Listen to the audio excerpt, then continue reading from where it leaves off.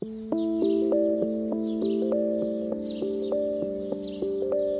we moved into this beautiful building about 10 years ago, or even just slightly before we moved in, it struck me what a wonderful space it was. And I thought, what a good idea it would be to decorate this space with some art.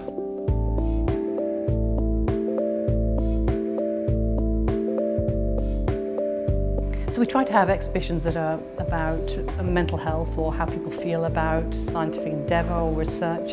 And we try and have exhibitions by people who may have used mental health services as well. We've had a really successful series of exhibitions over the years, and all we ask of the artists is that they leave a piece behind. So gradually we're filling up the building with very nice works of art.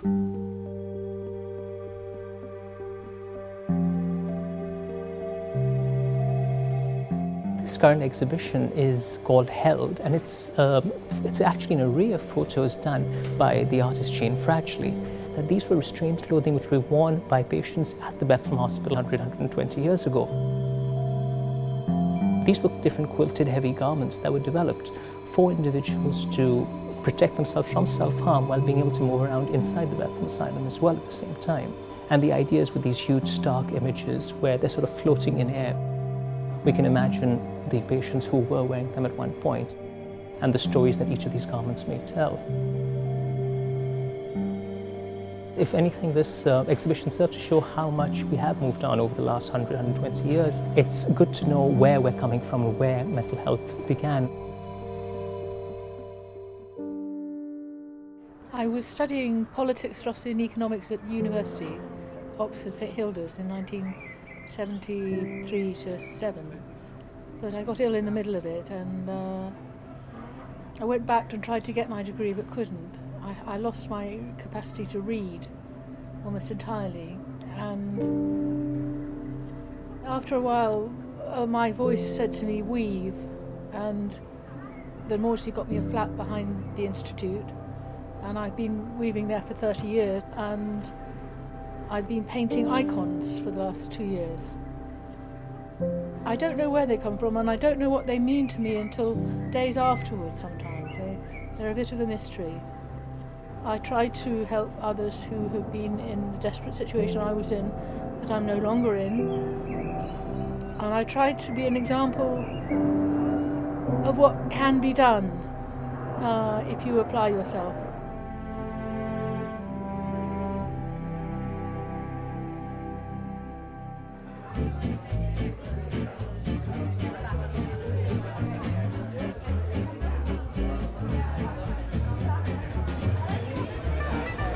Many of our artists, they are always in environments where they're concentrating on their illness.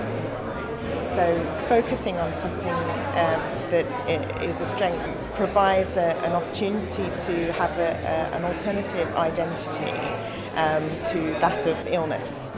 The actual sharing and celebrating of an exhibition can bring a real validation for that individual to enable people to see people as a whole person.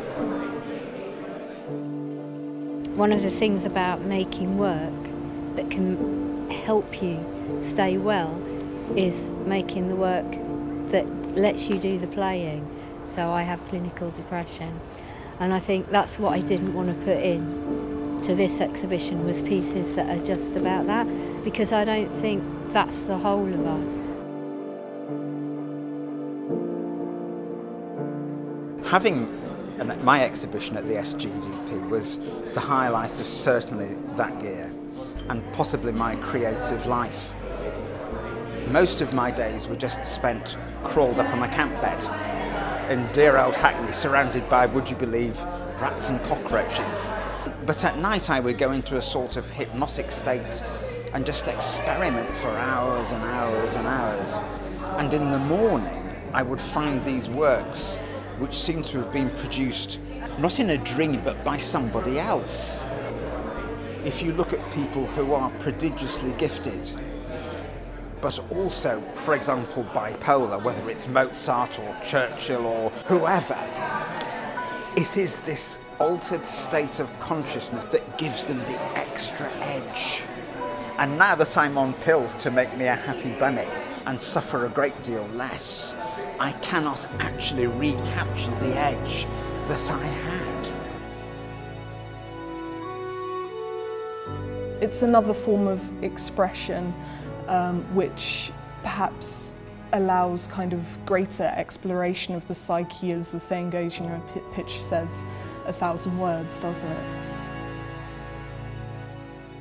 Coming here, you receive such concerted warmth, encouragement, support, enthusiasm, everything. It was just a joyous experience. There are people in the laboratory here who would spend their day looking at genes and unravelling DNA, but it's all about the person in the end.